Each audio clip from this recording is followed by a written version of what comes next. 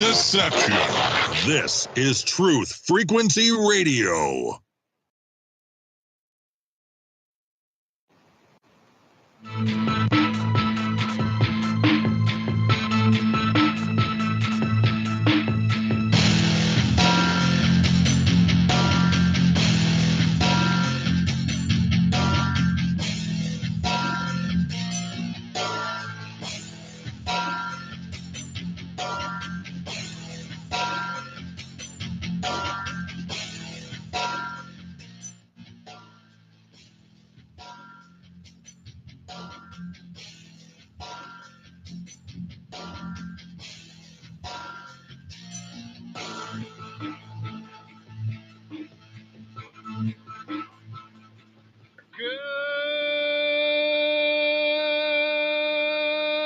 Good morning, TFR. Good morning.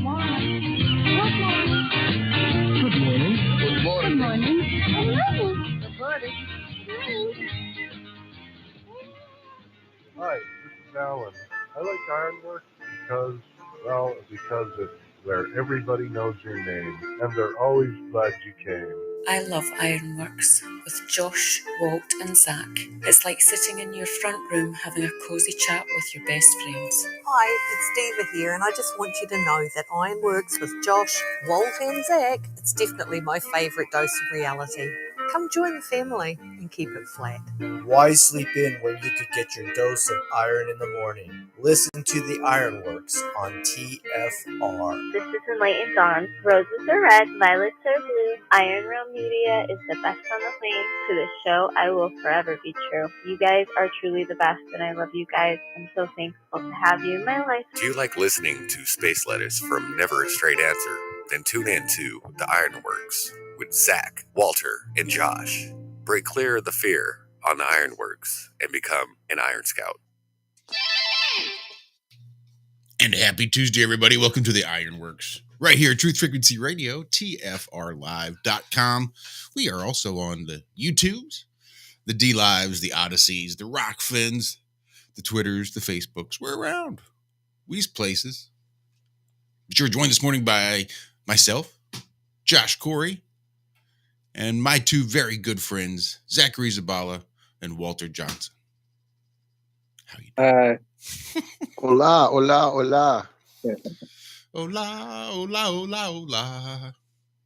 That's weird. Have I turned everything down, or is there more Skype fun about? Let me see. Talk a bit more, telling people. Microphone check 1, 2.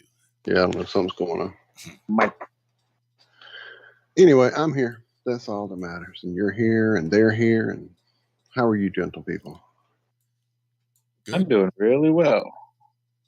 That's what I like. Having a little get together today. Little flat Earth friends come on over and hang out type thing. Should be really fun. Just, the Kakalaki locals. So that should be fun. Cammy, the house is spotless. But yeah, she's been cleaning all night, cleaned up the garage a little bit. We got stuff ready. So yeah, it should be fun. It should be a good one. I love seeing all these people.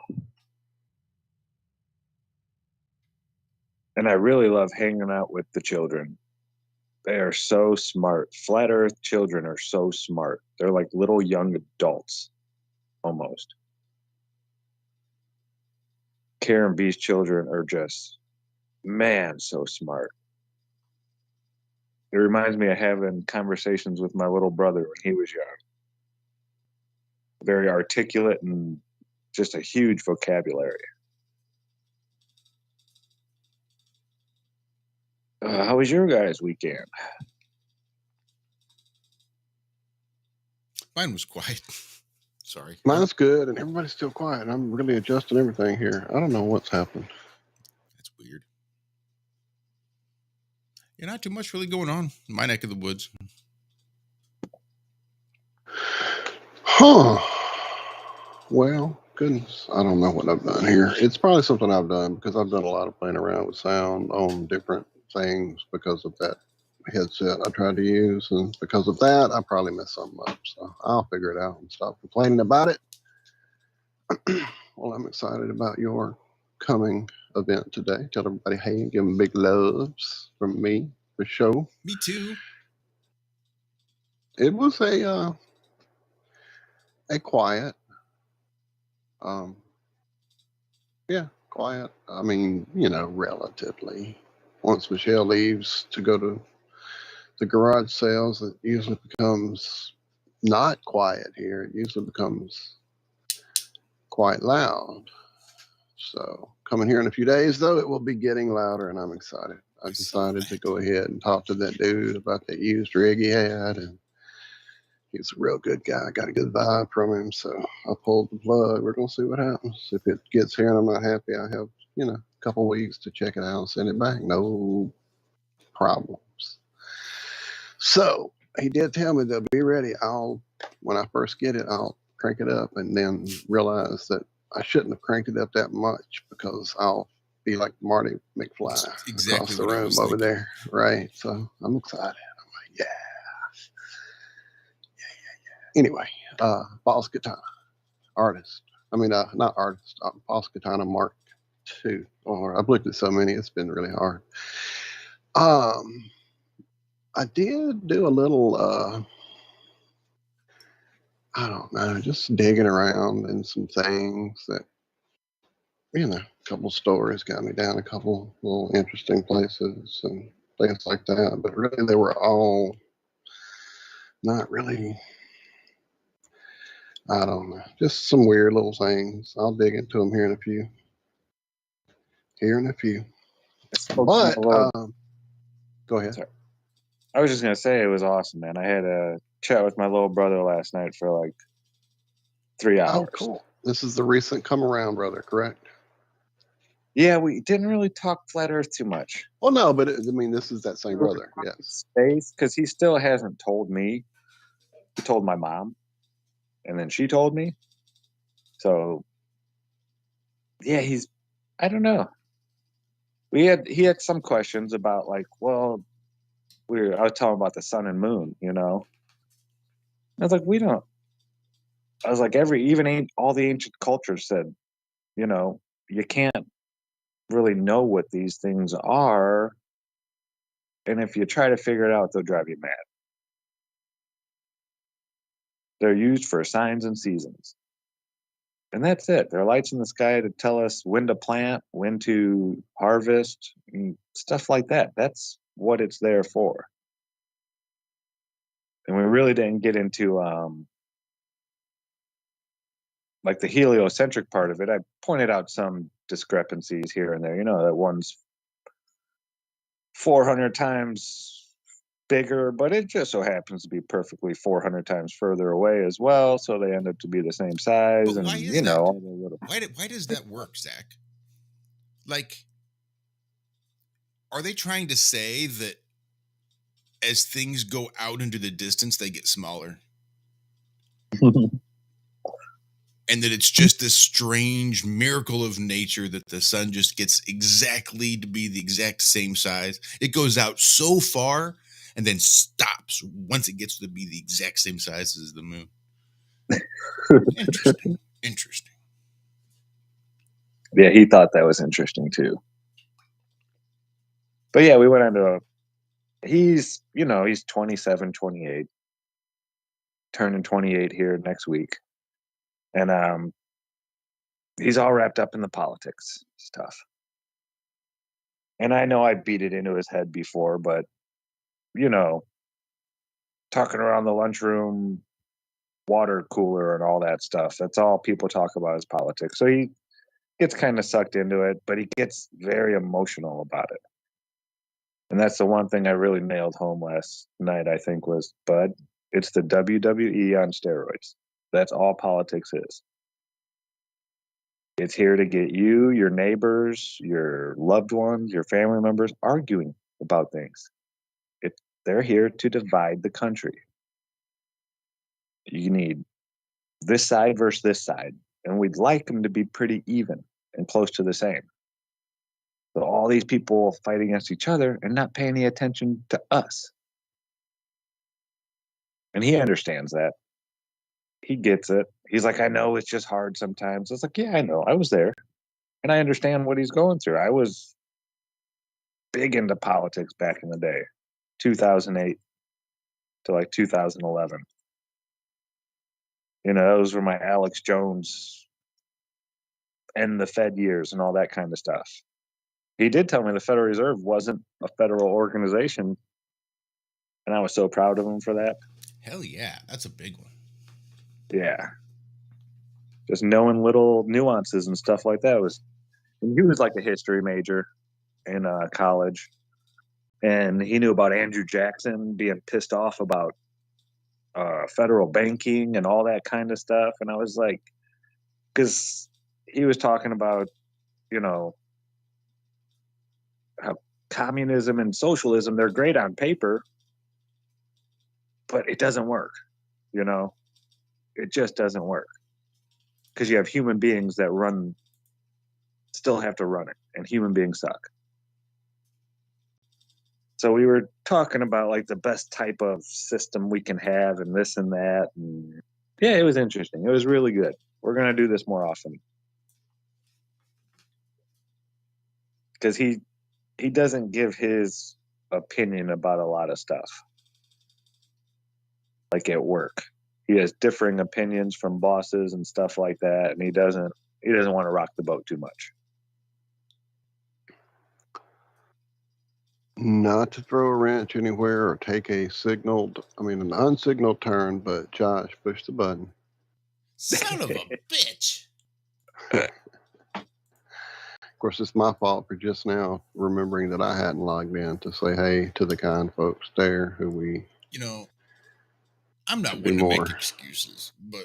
On top of... Sir, I can barely hear you. I've got to figure this out. I said I'm not one to make excuses. However, because I have to mute all of Restream before we go live, because I love our audience so much, I mute the Restream so that you all don't have to necessarily hear what's coming through my ears until it's time to start the show. So then I'm unmuting. I'm clicking over to get the soundboard up, making sure I'm going to be playing the right sounds, all in that 30 seconds or so for the TFR intro music before I hit the button. And I just totally forgot to do it this morning. What an asshole. Our Big Pine Sailing says, the less I know, the happier I am. Changes nothing. And I know, that's what I told my little brother too. I was like, I don't watch that stuff anymore, but the whole politics, I was like, until it starts affecting me and my life, I don't care what they do there anymore. It's a show. And if it could make a difference, if voting just could make a difference, then they wouldn't let us do it. Saw a couple of LARPers there in our journeys yesterday and told Michelle about your commentary on the LARPing. It was quite a chuckle.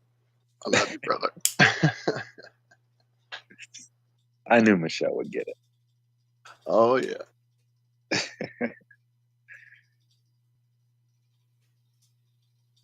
But yeah, I was telling them there's too much to learn in this place. This place is too amazing to be focused on stupid nonsense. Like these politicians playing their WWE roles out. I was like, they're all on the same team. They all sit around and laugh at us. Sometimes not even behind closed doors, in public. Wasn't it? Who was it? Trump and Hillary that are having dinner after their big bang it out, let's go at each other's throats presidency run. And then and he was sitting there saying how he's going to throw her in prison and all this stuff and blah, blah, blah. And then they're having dinner together afterwards. It's like, come on, people.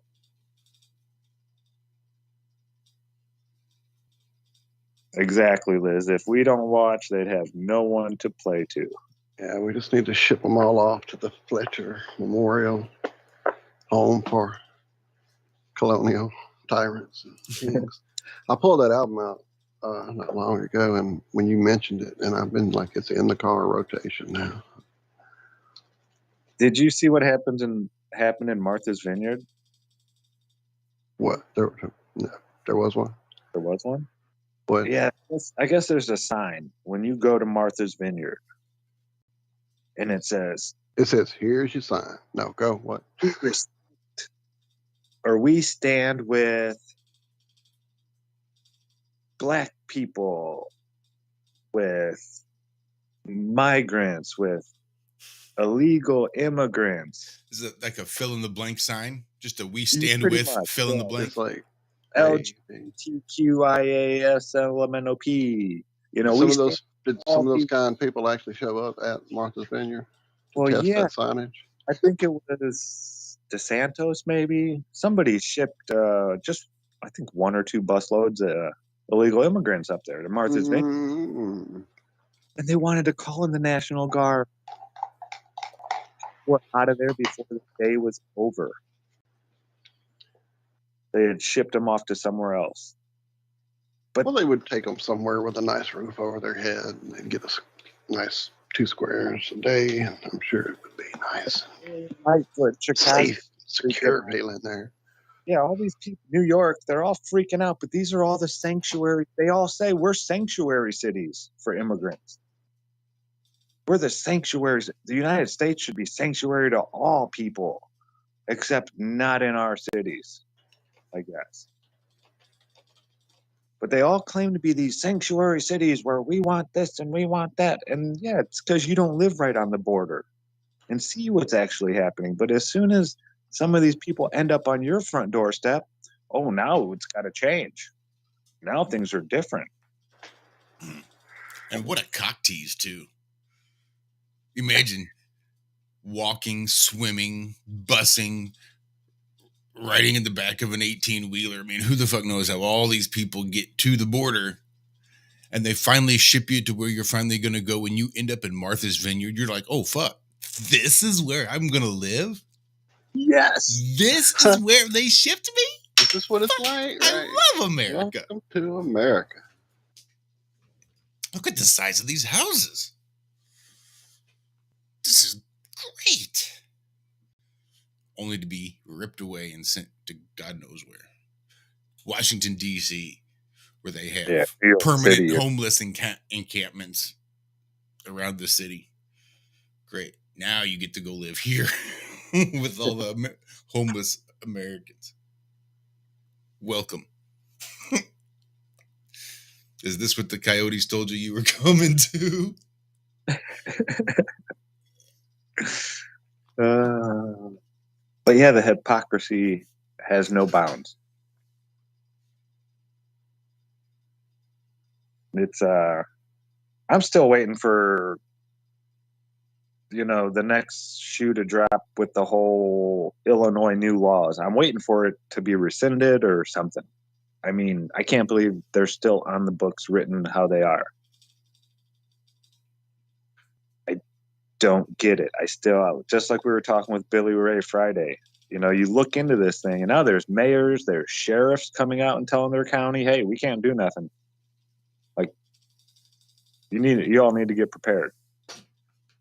Almost like it's the purge or something. It's crazy what they're doing out there. It does just seem like a setup for the perfect reason to send in the National Guard. You know what? We need to suspend that Posse Comitatus Act and go ahead and allow some military in here to deal with all these criminals that, for whatever reason, have now taken over these major metropolitan areas. Well, yeah, they need some footage or some pictures for the history book. So when they write what happened, they've got a couple pictures to say, yeah, this happened all over everywhere. Blah, blah, blah, blah. You know how they like to say stuff. But yeah, I still don't get it. I'm waiting for them to be like, yeah, we were retarded. And Chuck over here was doing meth all night. He wrote those up and nobody really read it. Chuck's usually a pretty normal, down-to-earth guy, and we all voted on it, but nobody read it. But yeah, I think we're going to have to change this one. Something. I mean, how does that get through anything? Well, you got to vote for it to be able to read it, you see. Once you voted in, then you'll be able to read exactly what all is in there. Because when it's like 1,400 pages and you've got like 18 hours to go over it, it's just physically impossible. So the only smart thing to do would be to vote yes so that you can get more time to see what's in there. You got to vote on it before you can read what's in it. Nancy Pelosi, oh my goodness. Yeah, I heard she's not going to be Speaker of the House anymore. She's going to be ambassador to Italy or something like that. So she doesn't want to be in Congress anymore because she's not in charge. Who? That 420. Yeah, the one that looks kind of like Skeletor, Pelosi. You know way more about this stuff than I even ever want to have in my head, dude. Way more. Yeah, like I said, really all this stuff back in the day. I still remember some of the names. Well, these politicians, it's not like they leave anymore. They get in there, and half of them are there for like the rest of their lives. Pelosi's like 170 now, or something like that. I think she was there when they did the whole 1873 thing. No, I don't know. I don't think she's that old, but yeah, I mean, I don't know if she's ever had a job in the private sector, but I doubt it. And we were talking about that too, about how my brother last night, politicians some of them know nothing about the real world. And most of them forget after just being there a couple of years. But then he was talking about treason and politicians. And I was like, well, bud, they can't, because all of them have committed treason. As soon as they get sworn in, if they don't start raising hell about, 1873 and this country being turned into a corporation and how it should be turned back and this and that, then they are all have committed treason by going along with what is going on right now. Our forefathers have done they probably shimmied out of their graves by now. How much it's changed compared to what those documents say it was at one time. Yeah, they would be. It's not even the same country anymore as it used to. Not even close. And I really think if we went back to the original, not the original, but as far as banking is concerned, not having a fiat currency, having our money as gold and silver, I mean, that was one of the big ones. Changed this country.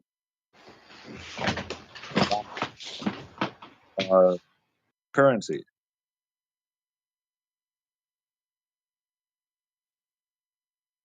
So yeah, I mean, I don't know. I don't know what's going to happen. I know one thing though: the sun is going to come around again today. Fingers crossed. Doesn't have long, so better hurry the hell up. Yeah, I've noticed it's been slowing down a little bit. It's taking longer and longer to get its butt around here in the early light, to create that early light. Yep. It is getting to be that time. The big, scary equinox. But I think you're right, Yeah, Zach. We're about close. We're almost there. 2 more minutes till we hit a break. We're coming up on September 23rd, 24th. I still see people asking questions in different chats. What do you think's going to happen? Are you prepared? Are you ready for what's coming? Yeah.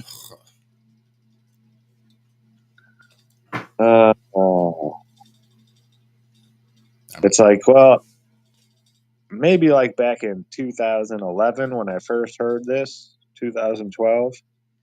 I got a little scared. And then 2013, when I heard it again, I was like, hey, didn't they say that last year? And then 2014, I was like, oh, yeah, I remember this. And then 2000, every year they say this. Some groups or somewhere are saying that this will be the end of the world. September 23rd, 24th. It used to be September 23rd. Now it switched to September 24th. I don't know. Leap year. But yeah, this time, leap year, yeah. But this time of the year, yeah, for some reason, people are, I don't know. I don't know what it is. It's interesting, though. I always hear about that date and people saying, oh, something big's going to happen. This is going to be the big blah, blah, blah, blah, blah. And it's different. Sometimes it was flag. Sometimes it's, there's going to be something happen with the sun. Sometimes they're predicting giant earthquakes. But yeah, they've said so many different things, and I can't recall anything really super exciting happening. Let's see. Let's take a look. September 23rd in history. Well, I think you're going to have to do that whilst we go pay some bills, take a little break, refresh the coffee, and do that break thing. Stick around. We got lots more of the Ironworks coming up after these briefest of messages.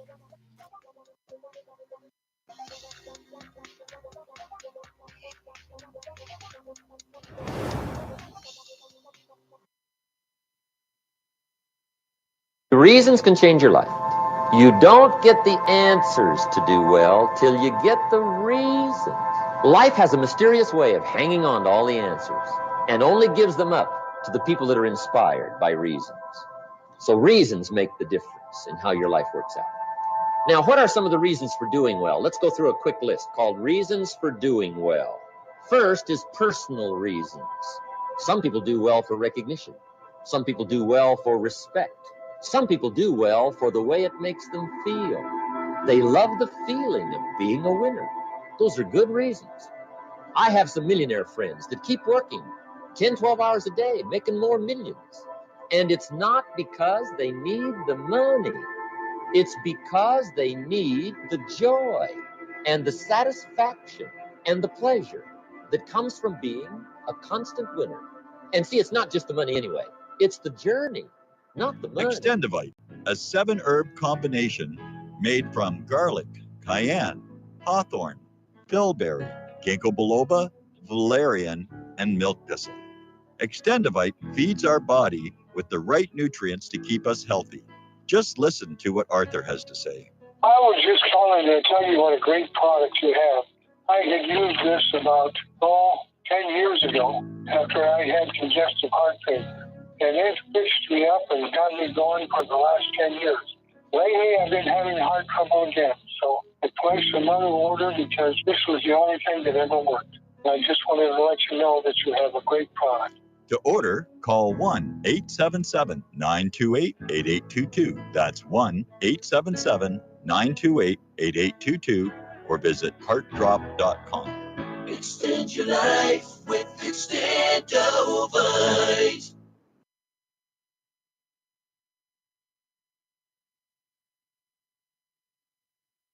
For millennia, mankind has been searching for answers to the big questions, such as, where did the universe come from? Where did we come from? Why are we here? Are we alone? And just what the heck is the Sasquatch all about? I can't promise you answers, and neither can the Woo Crew, but they invite you to join them Friday night at 7 p.m. Eastern, midnight in the UK, for Freaky Friday, exclusively on Truth Frequency Radio. Spirituality, multiverse, quantum mechanics, the occult, and so much conspiracy analysis that it will make your mind melt. Take my word for it. Freaky Friday. It's more than a show. It's a way of life. I'm Stephen Hawking, and I am proud to be a Wookiee.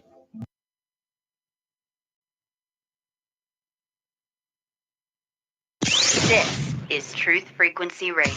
No hate, no hype, no fear. Real people, real radio.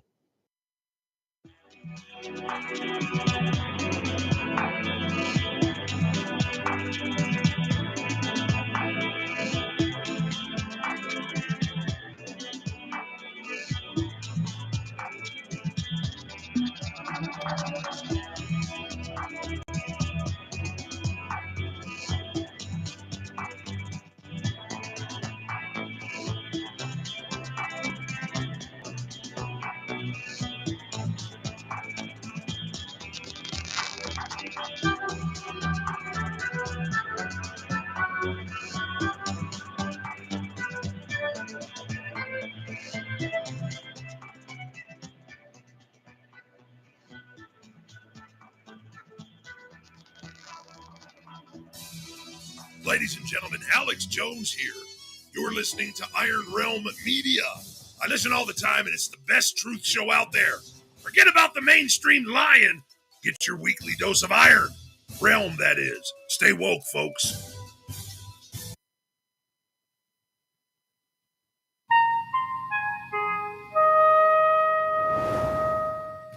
And welcome back to the second half of the first half of the Ironworx right here, Truth Frequency Radio, TFRlive.com.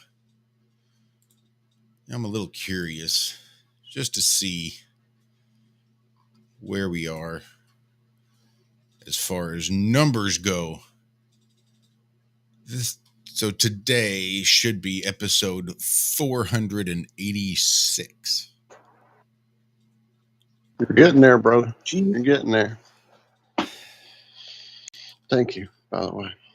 Oh, you're welcome. Yeah, that's kind of where I was headed, was that I actually did manage to get the first 100 episodes of the Ironworx, thumbnails and show descriptions all downloaded, saved, zipped up, and shared around so as I don't lose them, because that's quite possible. So I'm not the only one responsible for them. But I think what we'll do is start putting some of those out there. Probably for the Rockfin subscribers, because we don't ever do anything for them specifically. And some Patreons that we have been neglecting for years. Both of you. No, that's a lie. There's more than that. Is it Cammy? No, Dale, I see awake at this hour. What are you doing, young lady? Better get some sleep. You better get your butt in the bed.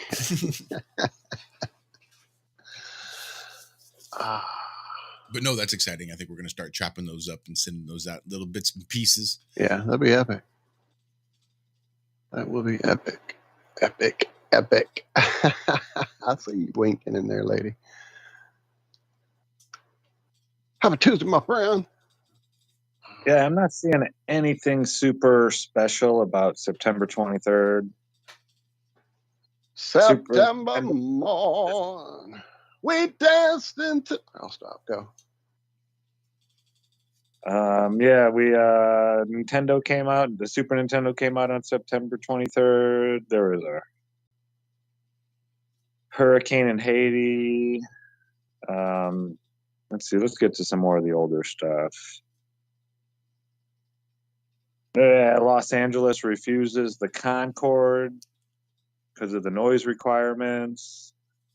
There was a Cuba plane crash in '68. The United Nations let China enter in 1958. President candidate Richard M. Nixon defends against allegations of a secret cash fund, blah, blah, blah. Overproduction of potatoes back in '48. Hurricane victims from 1938. The Detroit Lions played their first game. Birth of commercial airlines, September 23rd. Yeah, nothing like crazy, year after. Yeah, I don't get it. I don't know. I don't know.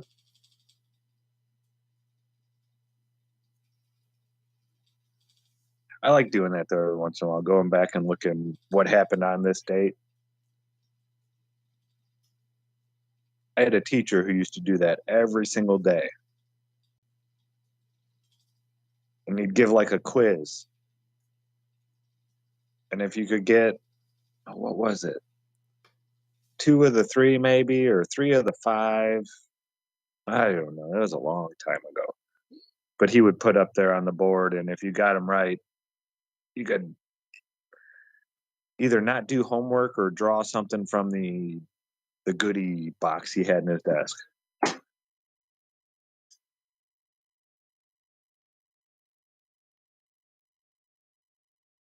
Yeah, I have no idea why, but it's been happening for a long time. This time of the year, people say bad stuff's going to happen. I don't know. So according to the Wheel of the Year, starting around September 21st and 24th is Mabon, the autumn equinox. That's the second of the wheel's 3 harvest festivals.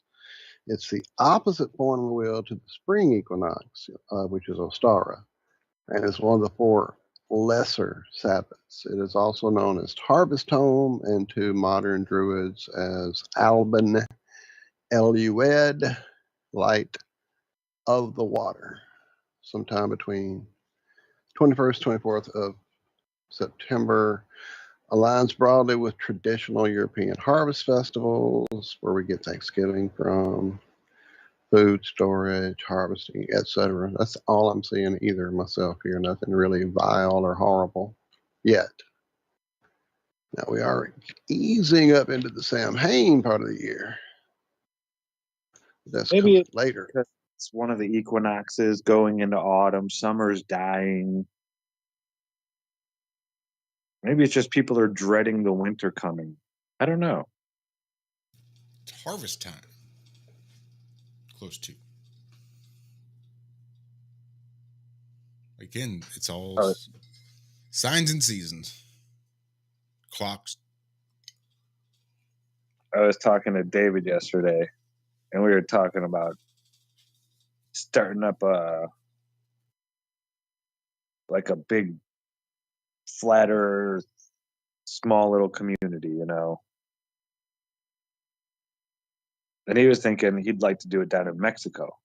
A lot cheaper, land's cheaper, everything, you know, better weather. And he's like, yeah, I could have people come down and, you know, they can stay for a few months and learn how to garden or this or that and help out pulling weeds and this and that. And I was like, dude, you're going to freak out the people around Mexico there. They're not going to know what you're going to have a bunch of gringos coming down to Mexico to pull weeds, and they're not going to know what's going on. They're going to think it's like reverse world or something. Right? Bizarro world. Yeah.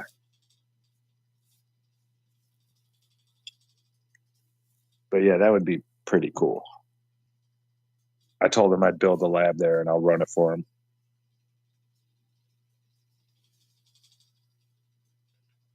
Yeah, I'm going to talk with Austin again today. He should be coming over. Awesome, Austin. We're going to really get into this electrostatic stuff and put forth like a paper to be peer reviewed.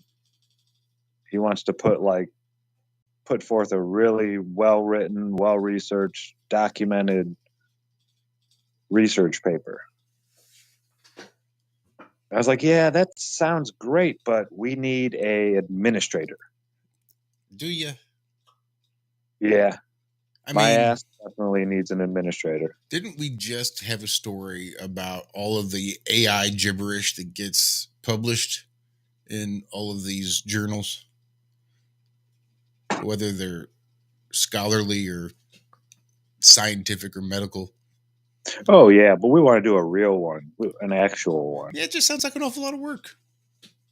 Well, that's why I told him we need an administrator, because as much as I love tinkering and this and that, if I don't have someone on my ass telling me, hey, this needs to get done, and I don't want to do it, then I'm not going to fucking do it. You know? I told him, I was like, maybe you can get Kai to like crack the whip on us every once in a while when we really need it. Like, hey, we need this paper written, or we need this test done, and we need someone to like get going, move. I think a lot of FE groups, I see that in a lot of groups, a lack of an administrator. That's like the one thing that scientists don't do well at all. I've never seen a good scientist that was an administrator as well. You need someone to tell you, you know, hey, we got a deadline. You got to get this shit done. I don't care if you just figured that out. We need to get this done. Stop playing with that stupid thing. Get over here and finish, do your work. You know? I mean, scientists are like, they're like dogs. They see something new they've never seen before. Squirrel. And then they go and start researching that instead of sticking to what they should have been doing. I have that problem. I do. I can be researching something and getting into it, and all of a sudden I see something about something else, and now I'm researching World War I gunpowder technology or something like that. You know, just something totally off the wall.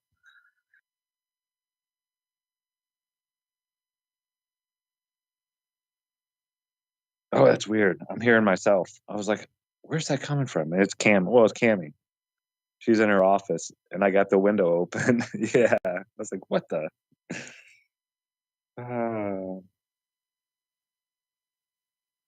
Wow, I've hidden the chat somehow. How did I do that? Yes, Angela. It's on the list. There it is. Sorry. Actually, I don't even have the list. That's the problem. That's what I told Austin. I was like, we need somebody to make a list. Like, maybe Kyle do it. He's like, ooh, yeah, Kyle loves making lists. But just a list of what we need to do in order, and someone to crack that whip every once in a while. I think it would help. But yeah, man, Austin is so smart. He gets it. He just has that analytical brain. And still a lot to learn. I mean, we all do. But yeah, he gets it. And like I said, it's so much easier once you get the language down. Once you figure out what all these big, you know, electrical garble, mumbo jumbo words, you actually get what they mean. When he throws them all into order like that, it's not some incoherent blathering nonsense. It actually makes sense. Like, very in simple terms, it makes sense. I want to write it out so a child could understand it, really. I've been seeing a lot more people asking about teaching electricity to children and making it more comprehensible for children. And I think that's a great idea. Really, what they need to do is, what we need to do, what I need to do is figure out a way to teach children what all these words mean, because children are sponges. You tell a child something once, and it's like they remember that. It's just in there. So, yeah, there could be something coming down the pipes pretty soon as far as like children's material, physics, children's material. I was going to do this a couple years ago and try to animate it. And yeah, it was like 40 hours of work, and I had about 2 minutes of footage, and I was like, yeah, this isn't going to happen.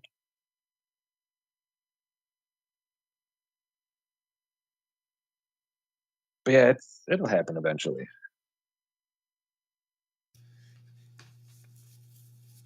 Yeah, exciting times. So what's been going on in space lately?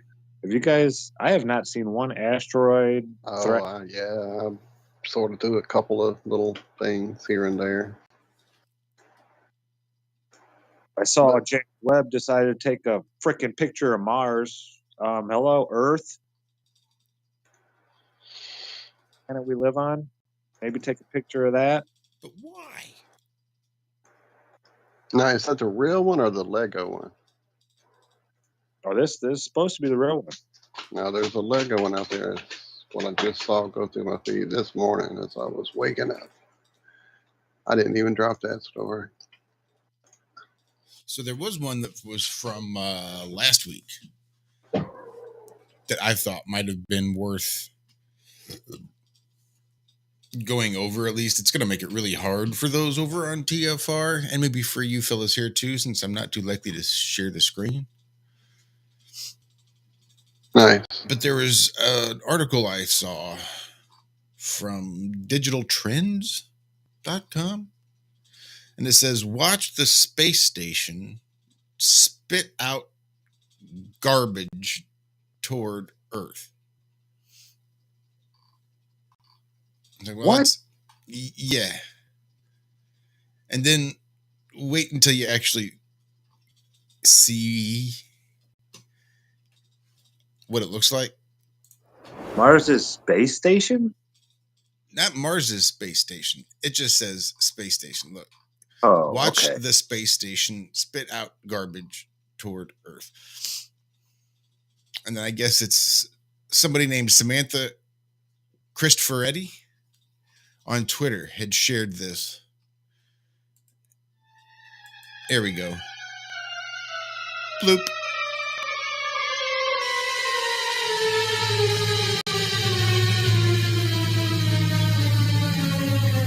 $17,500 an hour.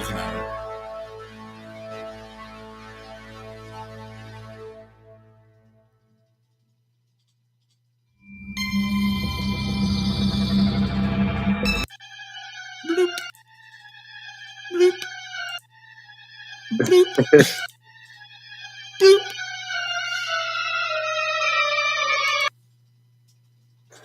So conservation of motion, third law of oh God. Okay. Anyway.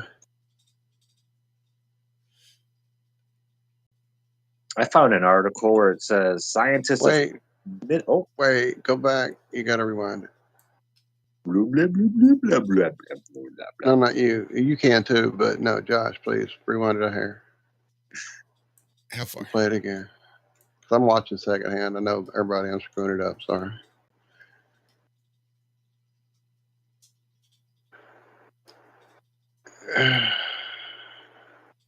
Okay, three things. Where's that at? Like, where's that little poop chute at on the space station? And then it's not really a chute. Is that like something that sucks up on top of a square of garbage and ploops it out into space? What are we seeing here? See, that's what I was wondering too. So it's like an arm that I guess it's like the trash can, and then or it's maybe the trash compactor. That makes more sense. And it just turns around and out into space after you load it up. You load it up, and once you compact it for that final time, the final compaction cycle. Future tech. Yep. Bust the airlock, extend the arm, and poop out the trash. So that would explain a lot of like shooting stars we see and shit. I'm being silly. Big Pine saw that. Man, what are we seeing? 17. There's shadows that don't make any sense, right? There somewhere. Shadows for no reason. Okay, cool deal. Super duper pooper shooter. Right pie. Super duper pooper shooter.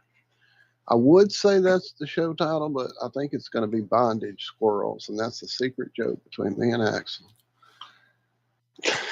So what I want you guys to do is when you're driving down the highway, take a banana peel or an apple core and chuck it out the window, but film it the whole time. Yeah, do that. And before you do it, put your gas pedal to the floor and go as fucking fast as you can, and then try to film it. And then film it. And then also, remember that game when you used to... Okay, wait. Let me rephrase this legally. Remember that game that other kids you saw when you were a teenager used to play that you never took part of in any way, shape, or form? That game where you would chunk beer bottles out at road signs, and you really had to lead them, and it was a whole thing of like conservation of motion. And again, I never did that, but I know kids that told me they did it and stuff, Your Honor. What? There was one? Print color. Hitting the mailboxes with the baseball bat. Oh, that's a whole different game. Yeah, that's a whole different game. That's a whole different game. Yeah, well, no, that's whole different set of rules and consequences. yeah, and consequences of various natures, depending on how firmly that person decided that mailbox was going to sit there, and how, yeah, again, that whole conservation motion thing does play into this a bit. Finished it off. It was a Indiana State Trooper's house, and he had us at gunpoint. Down There on you the go, another consequence. I was just thinking about that whole. It looks like a chain, but it's welded in place, and it's got a curve to it. And it's cemented to the ground. It's not just a post driven into the. My buddy's car had soil. just been stolen the week before, and he had to start it with a screwdriver. So stole the car, and oh man, it was a mess. Didn't get in trouble at all, really. No police, anything. They came and everything. We told them which ones we hit. They couldn't believe we were so honest. They made us go apologize to people and replace a couple mailboxes. Those are the ones we got caught for. We had been playing this game for months. We were bad. We were dumb. Young and dumb. Yeah, everybody has their young and dumb times. I had mine. And then my mom actually kept that mailbox. Memento. For my senior graduation party, that's where you put the letters and stuff in. That's epic. Your mom rocks. Yeah. So, just happened to glance over at that tweet from old Samantha here. It says, back in July, we tested a new capability for the space station. Filled with dry trash and foam, this big trash bag was jettisoned from a depressurized airlock on the station, and it burned up harmlessly in the Earth's atmosphere. Hashtag Mission Minerva at ESA Spaceflight. Wait, what the fuck did you just read?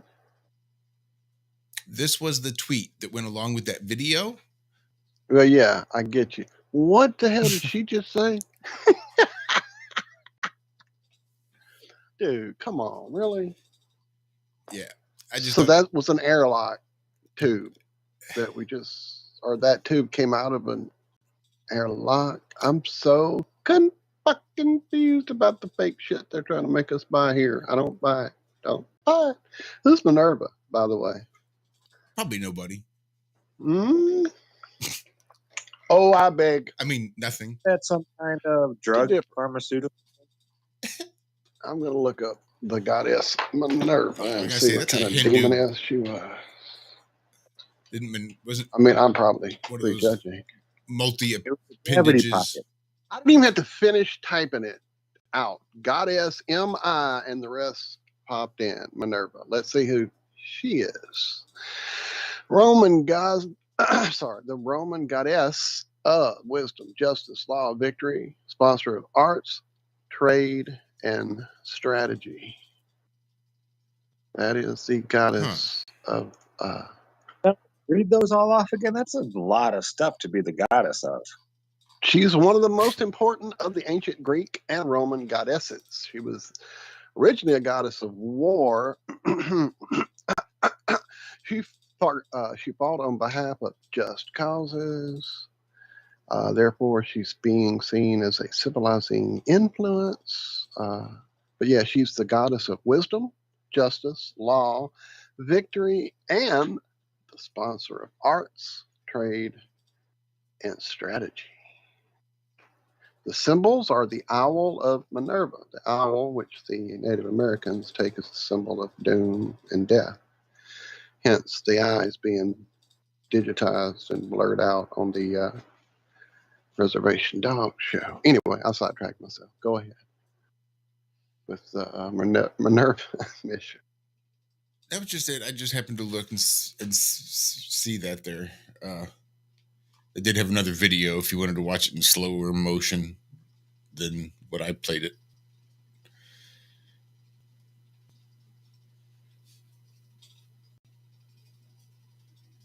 Minerva. There's that mute bulletin. There's Minerva. There she is with her different aspects about goddess of wisdom. We're told there.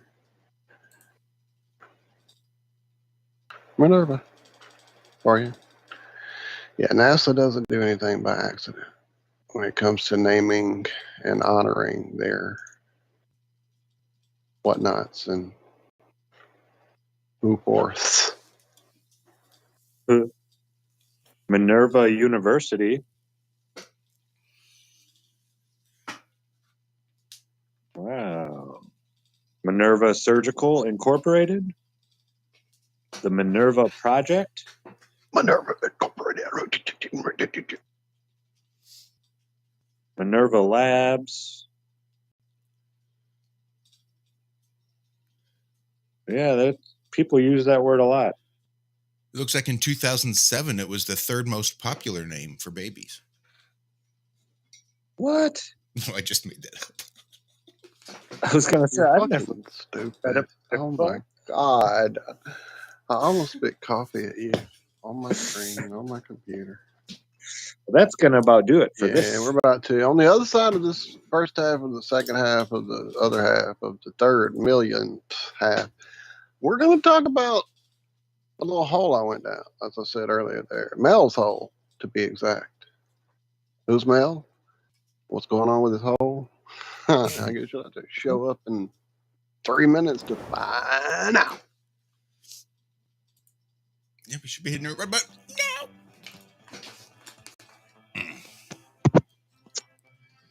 Yeah, I definitely need some more coffee. I had bunny foot. Made it hard to get back last time. You better not get huffing a damn bunny, because I'm going to get coffee too. And if they come back and there's no music and dead air, they may turn somewhere else at 4:45, 55, whatever time it is. All right. Christ, if they haven't turned somewhere else, I don't think a little dead air is going to scare them away. Anyway, we'll be right back, hopefully, right after these messages. Hi, my name is Ella. Drink. And I'm 10 years old. Drink. I'm one of the millions of children born to parents suffering from the sheeple virus. Symptoms include the inability to think for oneself, the attention span of a goldfish, and a strong belief in government and the mainstream media. It is estimated that 1 out of every 2 children are being raised by parents infected with the sheeple virus. But there is a cure. For as little as 19 cents per day, you can become a TFR supporter and help children like me get their daily dose of truth. Together, we will make sure every child has protection from deception.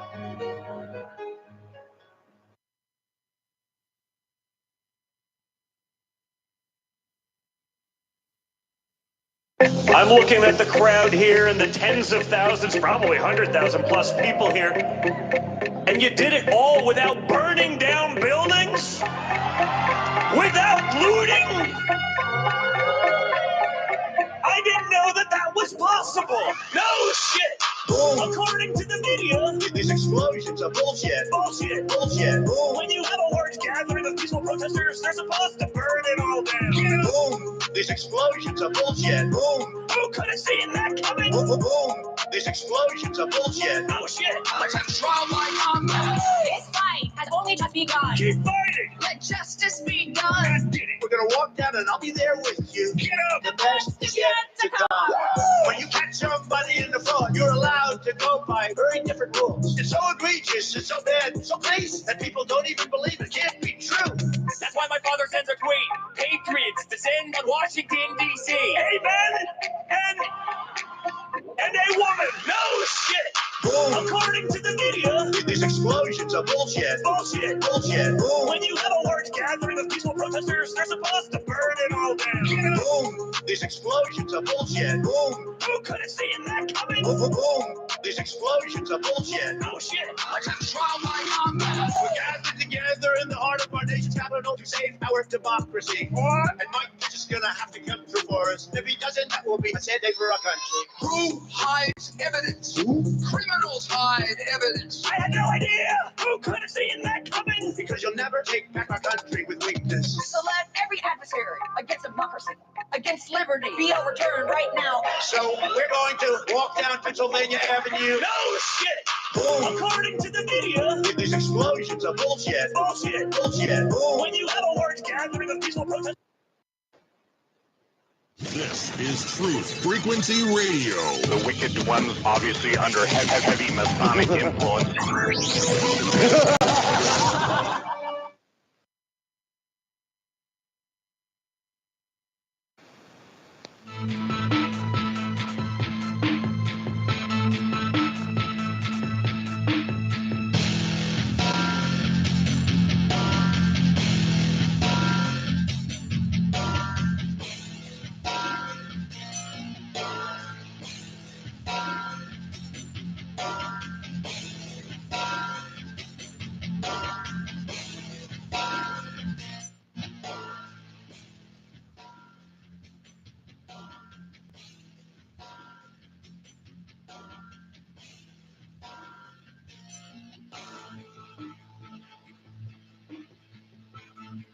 Good morning. I'm here. Wake up. Wake up. Wake up. Wake up! Wake up! What is dark matter? Okay, we don't know. That's great. That's why it's called dark. It's exactly. Everyone knows all reputable information comes from random people on the internet. Tell me things, internet. The earth is flat. It's like school in your hand. Okay, dark matter is something we do not know what it is. We believe the dark matter is there, but we have never detected it. Well, what I'm afraid of course, is that there is no dark matter out there. There was one? There is no dark matter out there. We need to think really hard. It is Tuesday, my dudes. Ladies and gentlemen, Alex Jones here. You're listening to Iron Realm Media. I listen all the time, and it's the best truth show out there. Forget about the mainstream lying. Get your weekly dose of iron. Realm, that is. Stay woke, folks. Hi, this is Alan. I like Ironworx because it's where everybody knows your name, and they're always glad you came. I love Ironworx with Josh, Walt, and Zack. It's like sitting in your front room having a cozy chat with your best friends. Hi, it's Diva here, and I just want you to know that Ironworx with Josh, Walt, and Zack, it's definitely my favourite dose of reality. Come join the family and keep it flat. Why sleep in when you could get your dose of iron in the morning? Listen to the Ironworks on TFR. This is Enlightened Dawn. Roses are red, violets are blue. Iron Realm Media is the best on the plane. To the show, I will forever be true. You guys are truly the best, and I love you guys. I'm so thankful to have you in my life. Do you like listening to space letters from Never a Straight Answer? Then tune in to The Ironworks with Zack, Walter, and Josh. Break clear of the fear on the Ironworks and become an Iron Scout. And welcome back to the first half of the second half of the Ironworks, kicking off right now. You got back? I did. No huffing for you. She was distracted. Mini huffs. Well, it's not the huffing per se. It's the sand walk that's required to get from point A to point B to back to point A again when you're traversing the kitchen.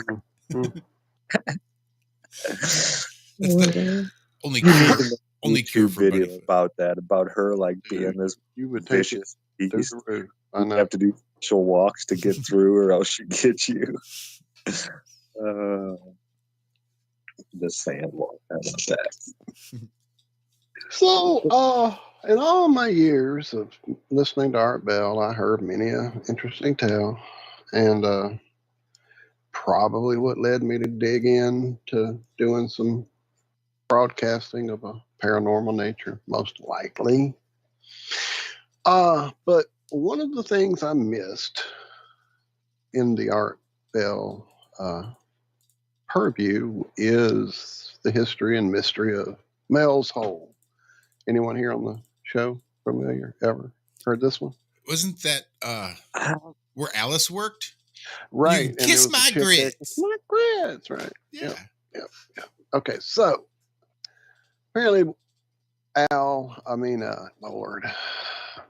Art got a call one night from a gentleman named Mel saying he lived in the wilds of Washington State and that he had a place near or on his property. It was a hole that had been used for, according to him, decades, if not hundreds of years before he even owned the property, as a dump, a trash dump, a dump for dead animals, a dump for, now see, this is where the story starts getting interesting already. Dump for dead animals, cows and such. And just that was the thing. It was, people would use it as a dump. However, things were weird. Anytime he would try to like have his dog walk out there with him near the hole, it would act up and didn't want to go near the hole. Another guy alleges that he threw his dead dog down the hole and saw the dog running around the woods a few days later. Well, if that happened, then what happened to all those other dead animals is my question. But anyway. Was this was in Illinois or Missouri? Was this somewhere close to me? No, I'm pretty I could have sworn Dave Glover did one of his Halloween shows out in the woods. Well, there's many of these holes, which is definitely a thing that I would get to here. So, excuse me, it's like Mel had apparently taken a fishing line. He was an avid fisherman and connected reel after reel after reel. Got down about 80,000 feet with fishing line.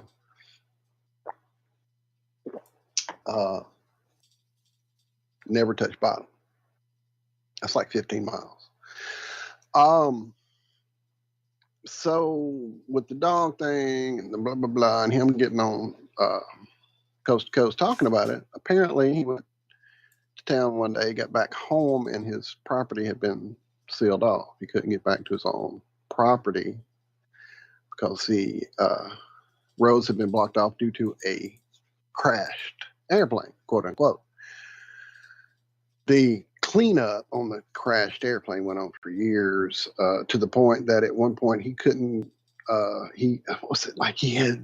this story is so much going on because I was doing some back information trying to find out more details, and then the video I watched that got me started here has got a little detail. Anyway, at some point he literally had taxes and issues because the government had built like toilets and roads and without permits that he should have had for his land. So of course he gets screwed for it, and blah blah blah. All this stuff with government involved, telling him, it'd be real easy for him to disappear. It'd be real easy for them to find a drug factory on his land. His land wouldn't be his anymore. All these things. So this is after he went on Art Bell. Art talked him into coming back with more details, more evidence, take some pictures, give me some evidence. He agreed to come back. Then he was like a no-show for a while. He didn't show up, didn't call, blah, blah, blah. Then out of nowhere he called again. And when he called back, apparently during the time he couldn't get back to his own land, he was called by a group of Native Americans and a group of Basque.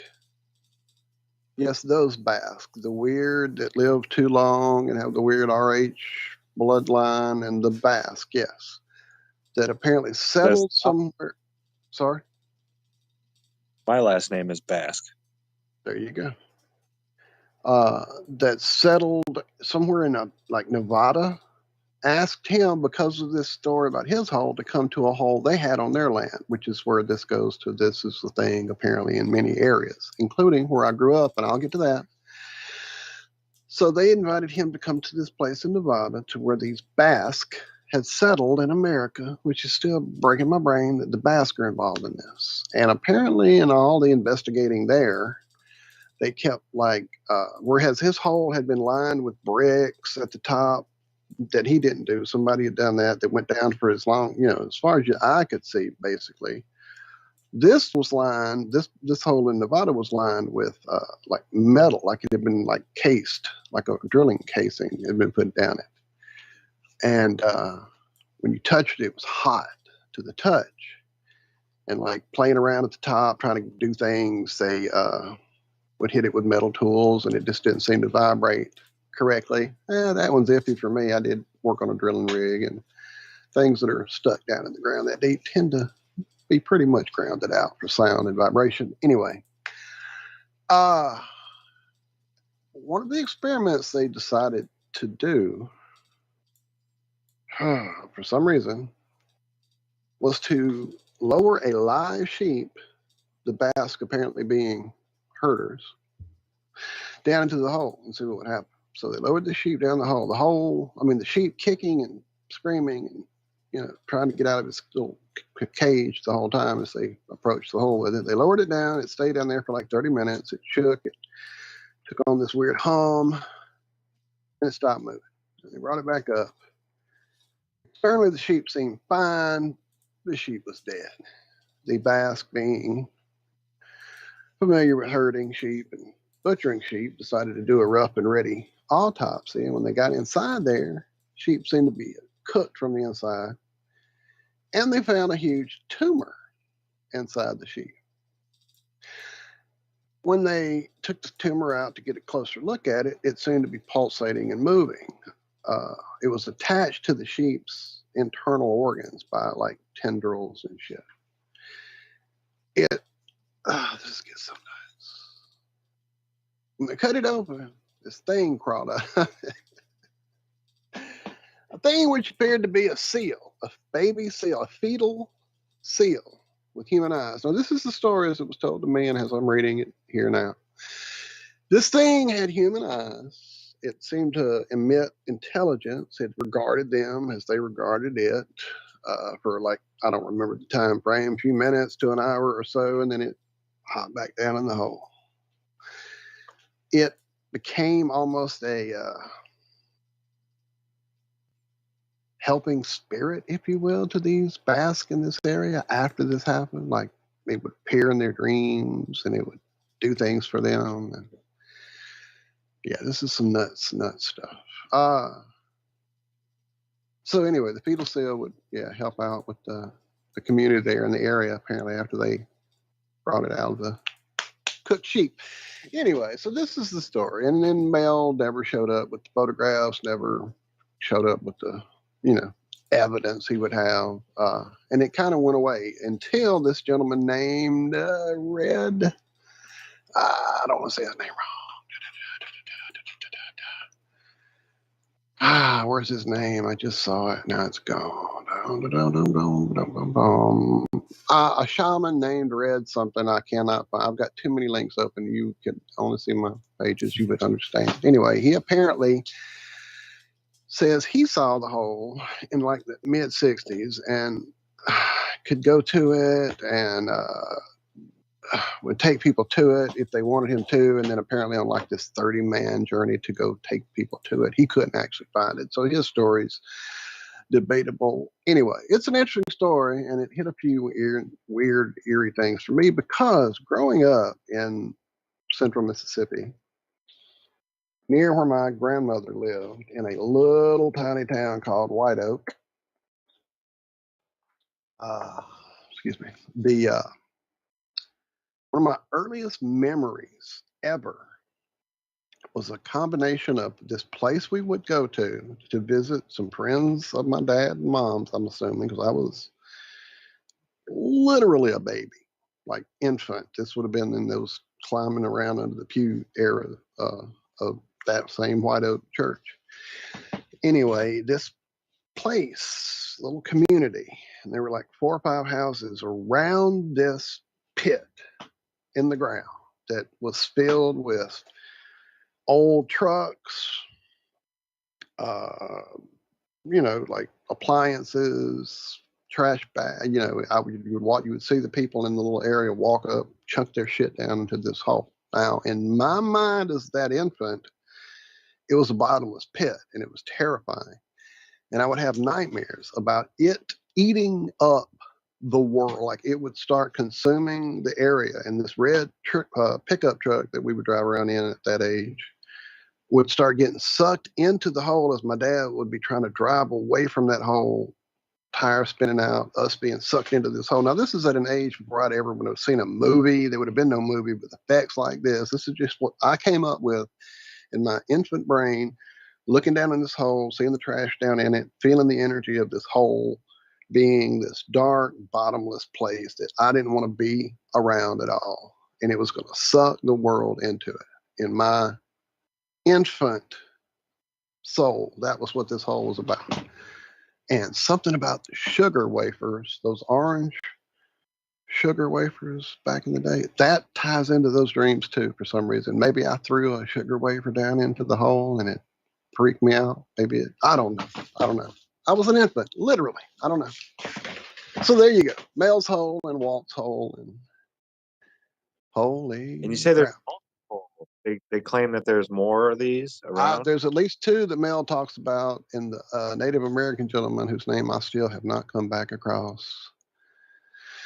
And the many links I have open now says that he knows of many. And it's like I said, there's stories of these holes in many different histories and myths. And Private land, even like national forest or state parks, they have trails and they tell you not to leave the trail. So, and there's state parks that are enormous. National forests are just huge, they're and just enormous. And yeah, if there's trails, they could definitely take an area and just put a big half-mile thing around it to where, they at least try to steer people away from walking there. So yeah, these things could be all over. There's so much land that is uncharted in even the eastern United States. right.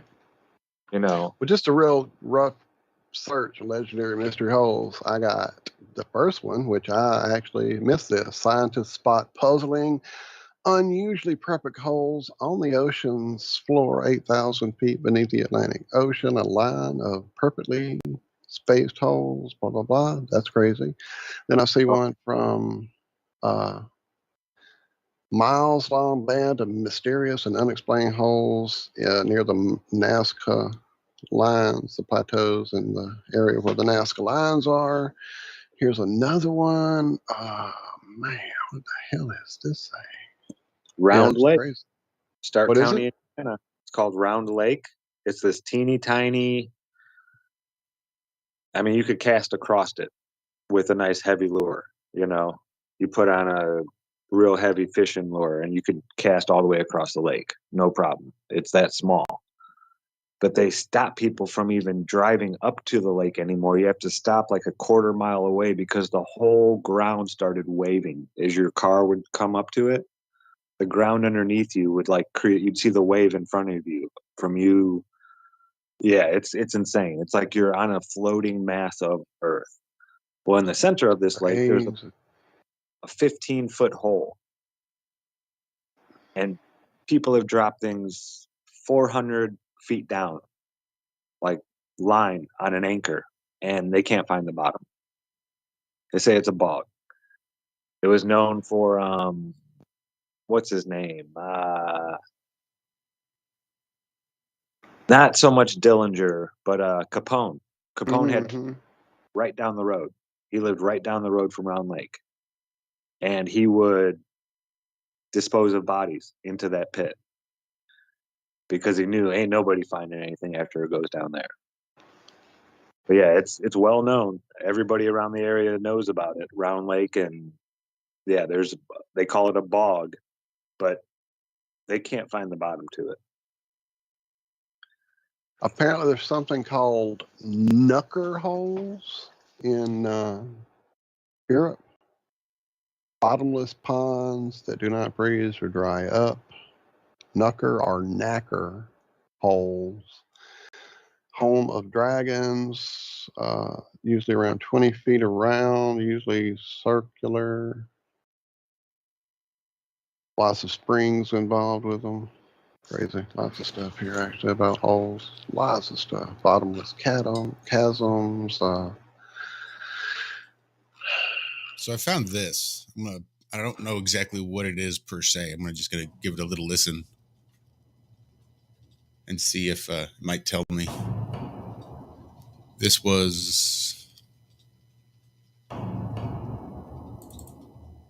from the Dave. Oh no, there's not even any talking, and it's only 38 seconds. What the hell? Is this that Finnish hole, or is it Siberian hole? No, this was the one that was around here. The first 4 years we did the show, we did it at another place. We did it at the Limp Mansion in St. Louis. And we felt like we'd done about as much as we could at that location. And so we put out feelers. We asked the audience, you know, of any haunted places. And we were lucky enough that someone connected to the station owned a huge farm, about 2,500 acres, about an hour away from our location here in St. Louis. And so we went out to scout it. And we went in the middle of the day, about 12 noon, sunny day. And as soon as we walked up on this pit, this basement, I knew this was the place.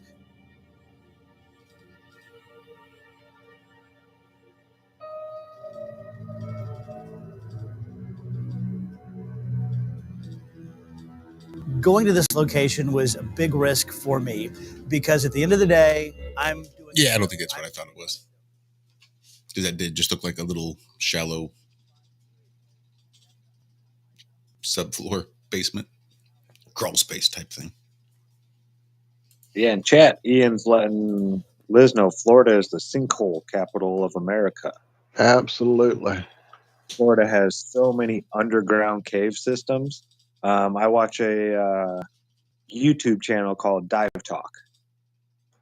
You know, and they're just two underwater cave divers certified that explain, yes, it is very dangerous to go cave diving. But if you prepare properly and you have all the right, you know, take all the safety precautions, it's not as dangerous as people make it out to be.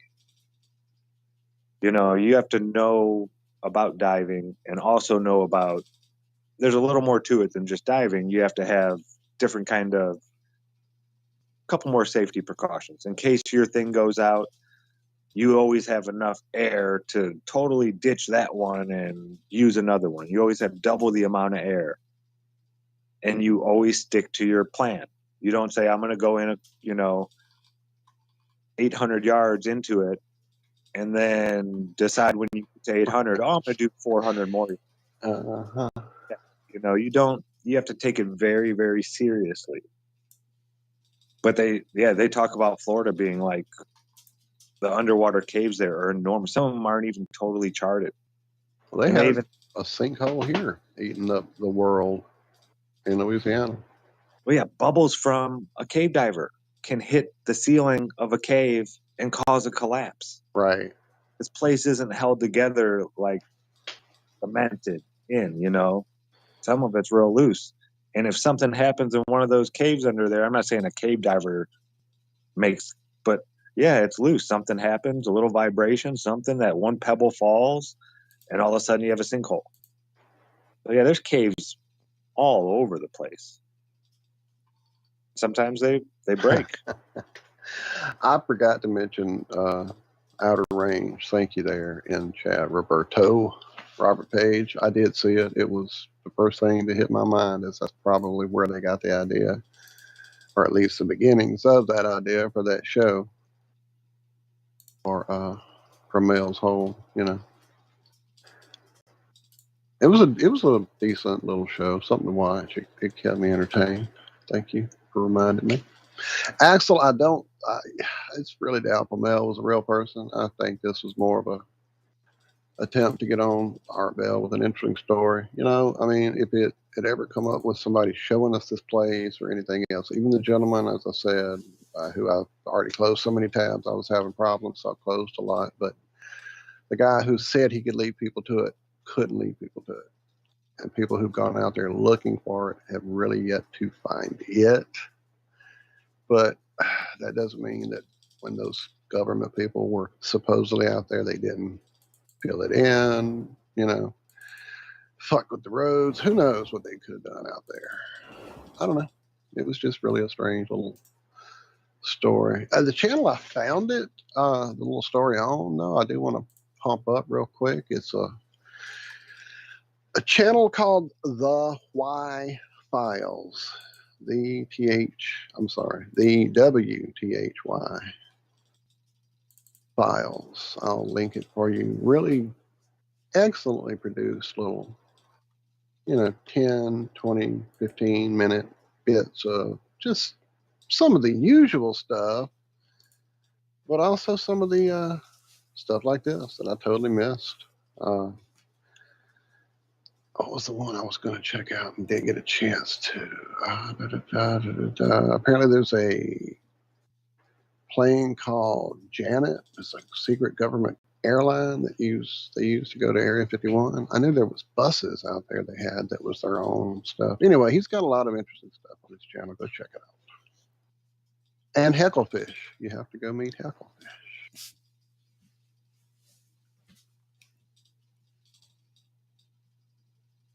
We're slowly getting to our last break here, folks. About a minute.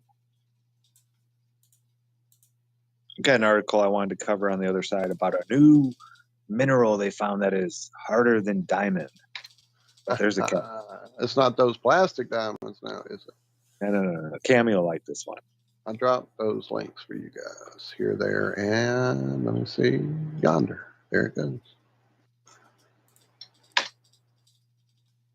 Oh yeah, we are at the break. All right.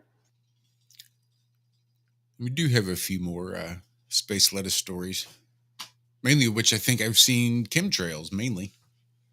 Like 4 or 5 different stories talking about the beauty and joys of chemtrails in refreezing those scary poles. Then I'd see, we're past the point of no return, actually, in some cases. And then I'd see, look, we've reduced all these harmful gases in the atmosphere by 50%. Aren't we doing so good? So I don't know what the hell. But we'll take a look, see if we can't figure out some more on the other side of the break. Stick around. We got the last, final, and no more segments after that one coming up right after this. Number 3, life is worthwhile if you stay. You got to learn to hang in there. You've got to learn to stay from spring till fall. Many people plant in the spring and leave in the summer. They're gone. First hot day. I thought sure John had lasted a month. Where is he? I don't know. Somebody said boo, and he quit. Where is he? I don't know. But see, to win, you got to learn to stay. Just because you're behind in the first quarter, you can't leave. You got to learn to stay and hang in there. Guy builds a foundation. And then he walks off, wanders away, and builds another foundation. He never stays. He puts up the walls and puts on the roof. You got to learn to stay, hang in there.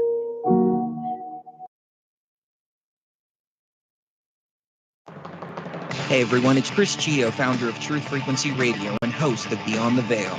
The mainstream media and establishment are running scared right now, and they've prominently featured truthfrequencyradio.com as number 89 on the federal government's hit list, also known as the fake news list, which is essentially a list of sites slated for censorship on Facebook, YouTube, Google, and other social media. Now is the time for you to get involved. Share your favorite TFR shows far and wide on forums and social media.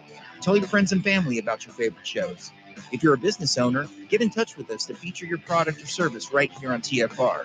And if you haven't done so already, become a TFR supporter now and get unlimited commercial-free downloads in high quality. Visit truthfrequencyradio.com/sign-up. Thank you for making TFR the leader in independent and uncensored talk radio. Truth Frequency Radio, your protection From deception. For 5,000 years, the world was ruled with wooden ships by one man. 242 years ago, a small group of free men crafted a new nation built on liberty and freedom. Global elites have been fighting to destroy this new nation called America ever since. Based on actual events, Charm of Favor tells a true story of how they corrupted the election system. They infiltrated federal agencies and murdered witnesses, judges, and even presidents to keep from being caught. Now, the largest and wealthiest crime syndicate the world has ever known has been drawn out of the shadows. They have killed hundreds of Americans and recently attempted to assassinate half our congressmen. Still, they escape arrest through an almost supernatural charm of favor. Read Charm of Favor and be prepared to open your eyes to what may lie just around the corner. Charm of Favor is available on Amazon and Barnes & Noble.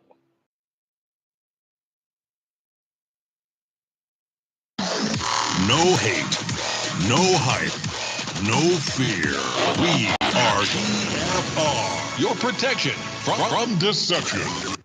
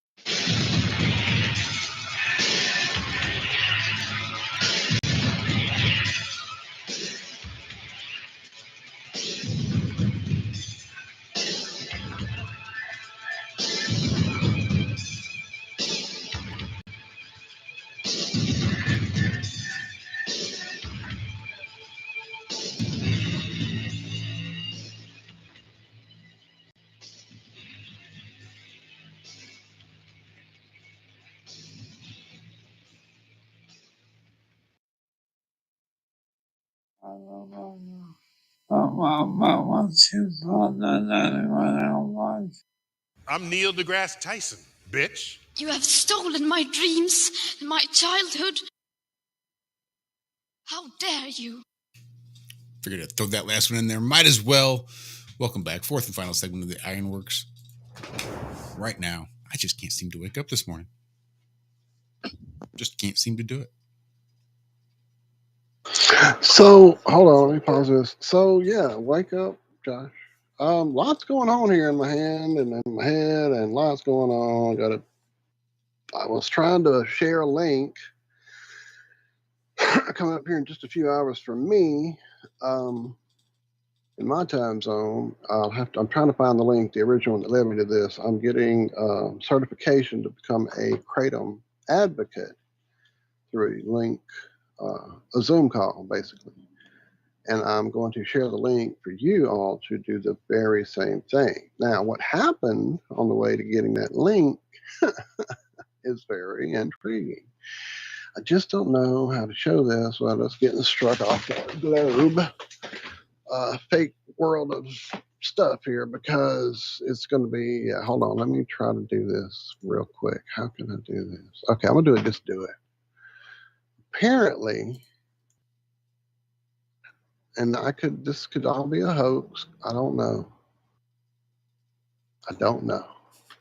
But apparently, during the live footage for old Lizzie getting put away there in the groundies, this happened.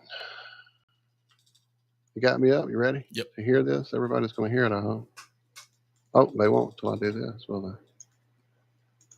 Oh, shit, Walter. You forgot to share your sound. Epic fail. Focus right. There it is. All that out of the way. Back to the thing. Here we go.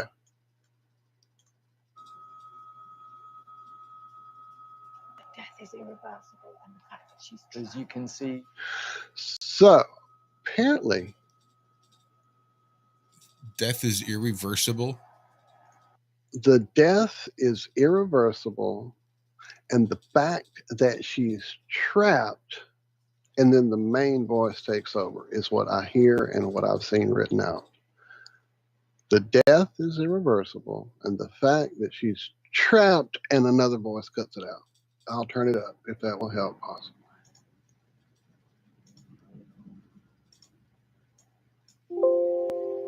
Let's do it again.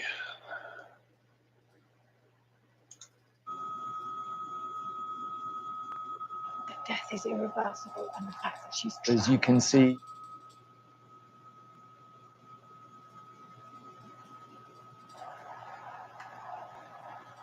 Well, as you can see here in London, it is a lovely day, and as the hearse. So apparently it fucking fucked with him too. He stopped and started over. Yep. So he was like, "What the hell just happened?" That's weird. It almost sounds like they were playing something else at the same time over it. Or was he the only announcer there? There wasn't another one? death is irreversible and the fact that she's As you can see, Dude, I don't know. That just hit my my Twitter feed as I was going to get the link. That's exactly the context I know it in, is that was in my feed. Weird. From 10 First News, Queensland, apparently. I'll drop that link to other people here.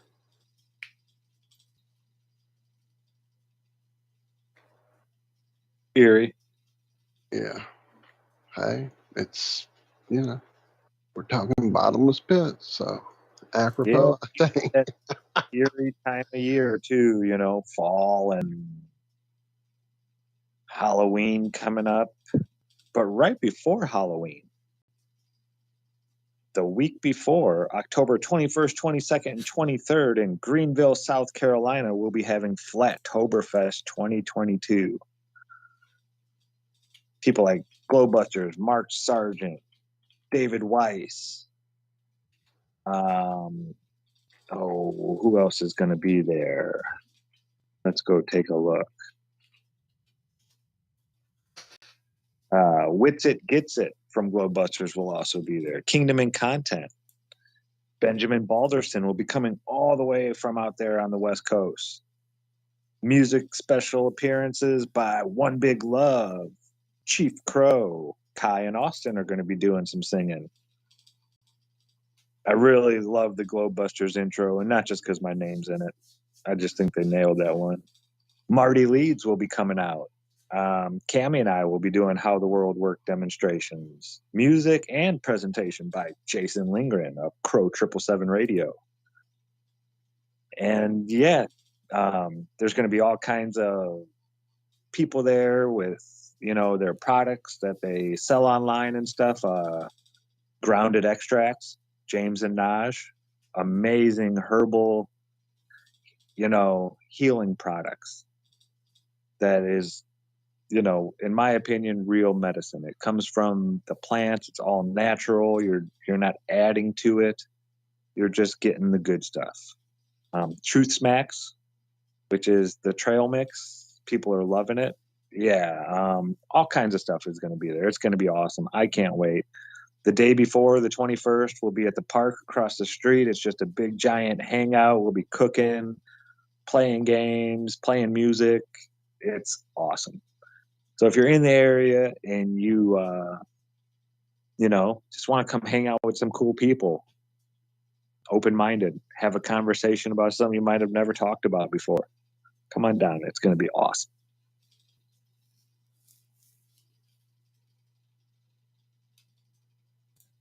I am super excited. Absolutely, absolutely. I have dropped a link that I think is the wrong one now that I'm looking at it. Man. Basically, if you're in the American Kratom Association already, you should have gotten an email. It may have gone to your promotional email. So check your emails if you're interested in becoming a Kratom advocate for your area, for people whatever. It's, again, part of keeping this thing in the good light and correct information out there. The link I'm giving you is just basically to American Kratom Protectors, which is part of the American Kratom Association's, like trying to get the Kratom Consumer Protection Acts passed, things like that. It's a really good group if you're not a member.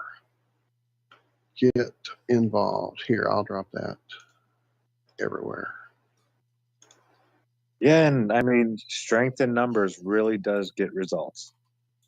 You see the First Amendment auditing community. You want to see change happening and like that. Someone will go out and do an audit. They'll have their rights violated. And then the whole community, like lots of these people, hundreds, sometimes thousands, call in or leave reviews. Different places you can leave reviews, and they just flood it. It's happening so fast now that sometimes it's like 1 or 2 days later, and the department will put out a public issue. Hey, this guy doesn't work here anymore. Like the next day, he doesn't work here anymore. He's been let go. Please stop calling us. So yeah, strength in numbers. If you are a supporter of Kratom, you take it, or you know somebody who uses it, help out. Yeah. Strength in it really can get stuff done. Yeah.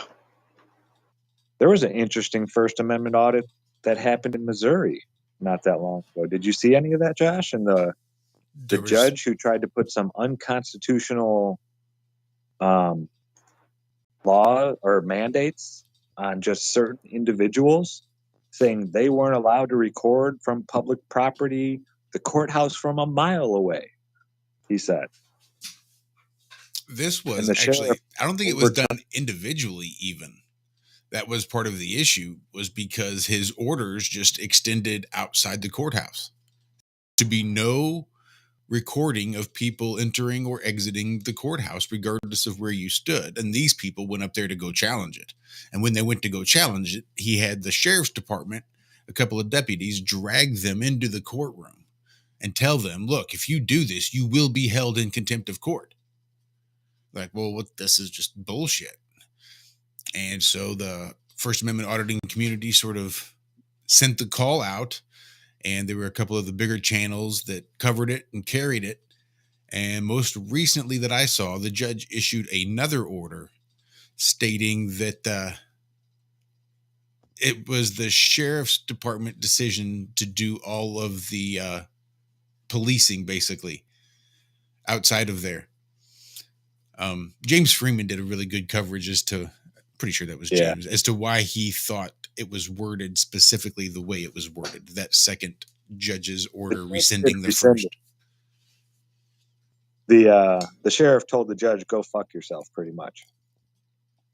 Probably. In a nice way. That would be my guess. Being that the sheriff is the highest law enforcement officer in the land.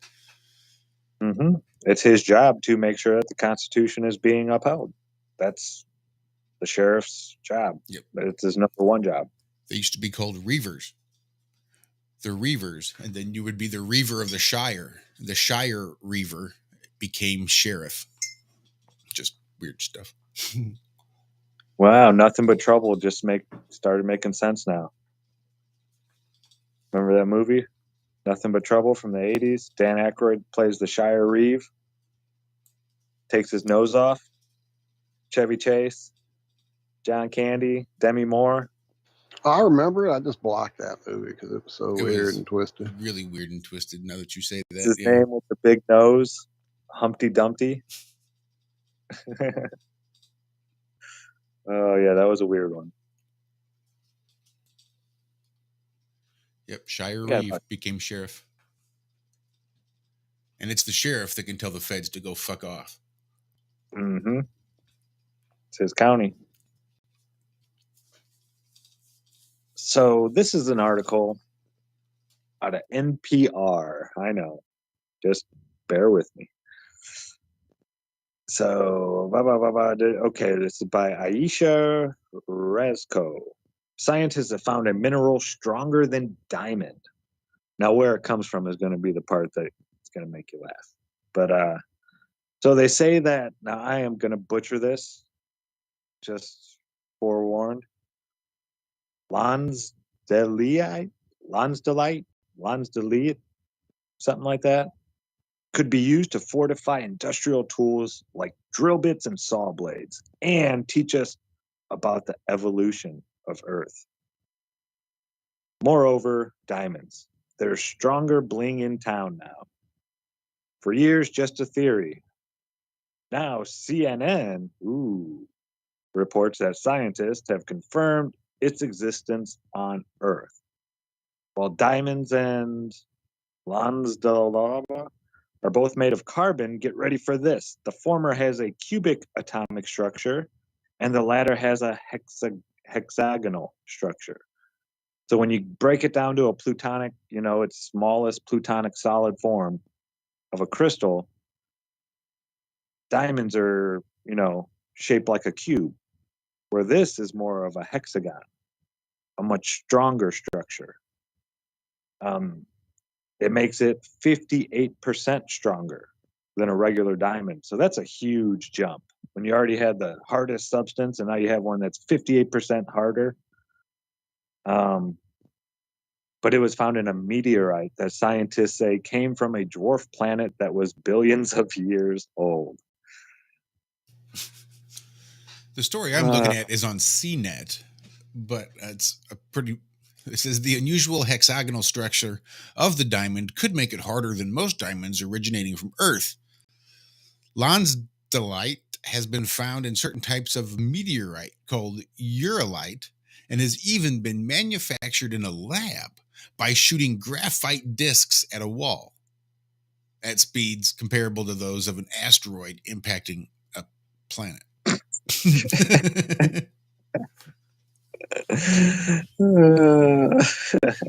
So there's that. So this doesn't have to be something that was actually in nature, asteroid, meteor, blah, blah, blah. This could be just something that we just figured out alchemically how to do. We took something that normally gets formed in a cube by its plutonic solid, and we changed that somehow. I think I found it. I think I found the issue we're having. Tompkins. The study was led by Tompkins and published Monday in the Proceedings of the National Academy of Sciences. Tompkins says the space diamond sample provides new process for industries to attempt to replicate. Quote, we don't really know how hard Lonsdaleite is, Tompkins told CNET. It's been estimated mathematically to be 58% harder than diamond, but that's yet to be proven by measurement. So there's that also. Yet to be proven. Yet to be proven by measurement. Theoretically, the mathematical estimation is that it should be 58% harder than a diamond. We have yet to prove it in any way, shape, or form, but specifically also by measurement. Cool story, bro. Way to type that shit out and get paid by the word. Theoretically, the angle of the dangle is proportional to the heat of the beat, but in reality, it never really is. Right? Yeah. Never measured that angle. Then there was that angle. This one last story that I wanted to make sure that we got to before we got out of here, because bubbles in space are always worth checking out. Walter, I saw you drop this in here, and this just made me chuckle and chuckle and chuckle. Yeah. Yeah, I mean, at some point, you just have to think, what are they doing? Just rubbing it in our faces? So, yeah, unlike the madness of them trying to refreeze the poles to fix the old climate change issue, or even, the beautiful rainbow enriching chemtrail idea. No, we got a better one. Bubbles in space. It's even one there of the. You go. What else you need? One of the subtitles, one of the subheadings for the paragraphs for the. Let's see. It's researchers with shield Earth from the sun. But wait, what's the one? What you're talking about? I'm trying to find it. Just to scroll down just a little bit, once it gets done talking about the realness of climate change, it jumps right into bubbles in space. Right. What is this image we're seeing? That front one, you mean? That one in the dark. Oh, man. Hold on now. Hold on. I got to share this with you and see if you're not seeing what I'm seeing. Share screen.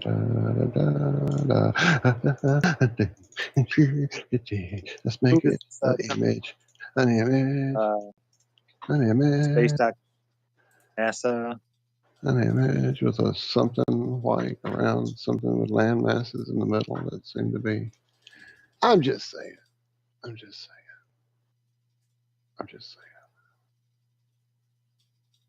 No? Anyone? No? Nope, I'm seeing it. That's right. The bubble space? I don't get it. No, that's the space. That's the image of Earth they chose to use when they're doing it. So they're going to just make some bubbles and put them in front of the sun. And Fix it that way. The team at MIT argues that this is generally a bad idea. I ain't got that far down yet. Because Yes, our climate system is so complex and dynamic that introducing artificial factors into the atmosphere itself cannot be reversed. Is that what they're talking about with the bubbles in space? No, they were talking about the other things like the Oh, aerosols. gotcha. Oh, so and this is et why cetera. it's a good idea So this to is put the bubbles good in idea. space. This is much better than those other bad ideas. This is the good one. They're gonna, let's see. Where are they going to put these bubbles? Well, they're gonna put them near the Lagrange point. Where else will they put them? The idea is to develop a raft of thin, bubble-like membranes, because that's sure to hold up in the near infinite vacuum of space. Absolutely. Thin, bubble-like membranes. And it says those membranes will reflect or absorb a fraction of the sunlight reaching the Earth by literally blocking it. The team argues that if the amount of sunlight reaching the Earth is reduced by more than 1.5%, we could completely eliminate the effects of all of our greenhouse gas output.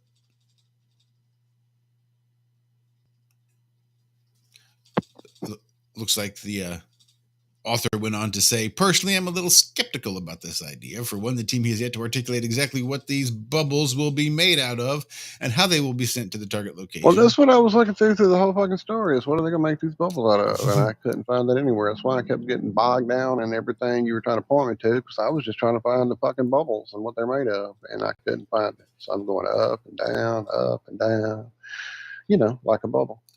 Well, that's what the research grant number 2 is for proof of concept, you'll see.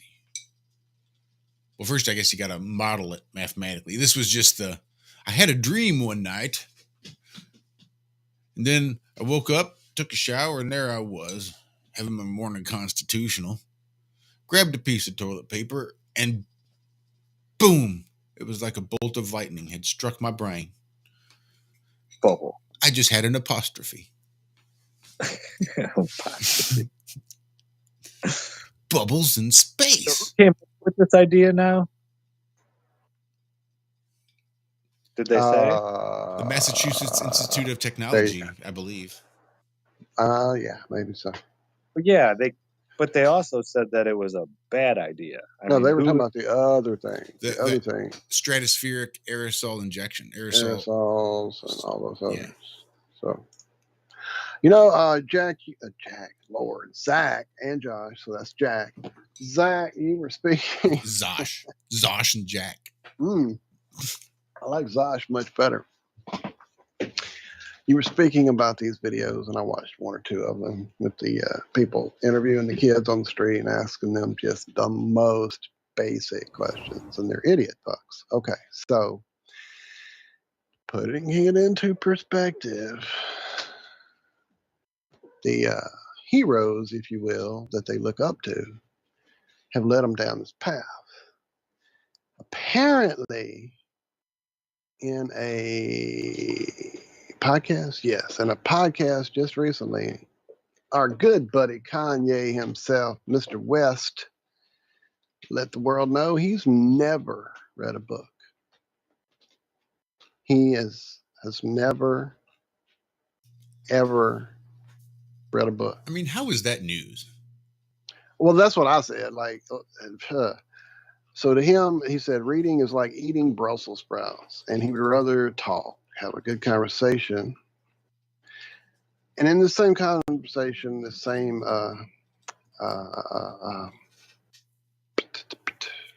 podcast, my brain is not working. He spoke about the Donda Academy, apparently a private school he has founded, and it's going to provide schooling for students from PK to 12th, and it'll be language, arts, math, science, world language, visual arts, film, choir, parkour.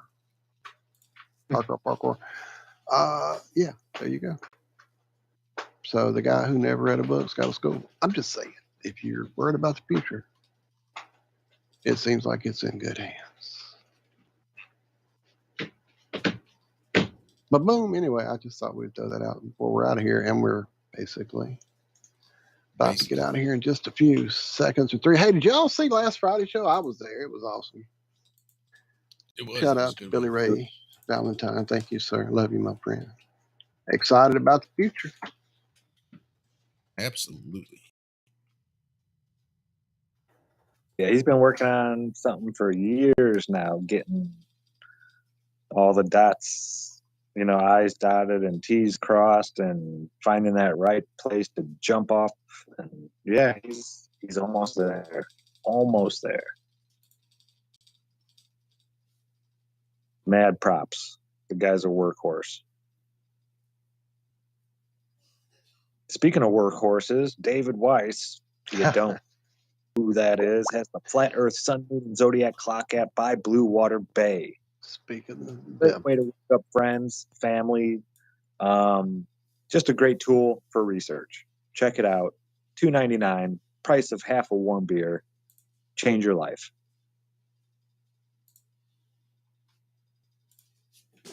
Now, David's in our chat right now sending news articles. This guy's always working. Another workhorse. Another pop. Yeah, Liz said there was, 9 now since the show started, Liz? New souls that have been awakened. Gotta love it. Blue dots everywhere. I'm a blue dot. Hey, it's going to be it, everybody. Thank you so much for hanging out this morning. We look forward to hanging out with you again on Friday for more of the Ironworks right here on Truth Frequency Radio, TFRlive.com, and various spots across the plane. You enjoy the rest of your Tuesday and the whole rest of your week. And in the meantime, be good, be well. We love you. Bye-bye.